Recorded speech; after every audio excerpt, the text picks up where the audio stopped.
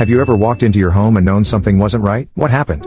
1. I was 15 and came home early from school as it was last day of term before Christmas. My mom was at work. I walked in and the house felt weird. It wasn't right. Then I looked around. There were jumpers and sweaters all over the kitchen floor. The wall unit drawers were open. I still didn't quite understand why my mom left such a mess. I went to the living room and all her porcelain ornaments were missing. It was then I turned around and noticed the dining room window had been forced open. That was when I realized it was a burglary. According to the police, they suspect I disturbed them, and whilst I was unlocking the back door, going in and trying to understand what was going on, the perpetrators actually scarpered through the front as there were some items in half-full bags left near the door. 2. I was in my mid-teens. I came home from school one afternoon, and as soon as I opened the front door I could feel an aching emptiness and a quiet so still. My sister had been beaten so terribly by her husband. She was in intensive care and it was basically a flip of a coin whether or not she would live. Our mother didn't know how to drive and couldn't get to the hospital to see her. I called a couple people I knew and couldn't get a ride for us, but I was able to track down a car I could borrow and ran almost 2 miles to where it was and picked up Mom and drove to the hospital. Mom didn't leave my sister's bed. Hell, I don't think she ever let go of her hand until she woke up and was able to talk. Her husband evidently fled the state to avoid prosecution and has never been seen or heard from since the day after he hurt my sister for the last time.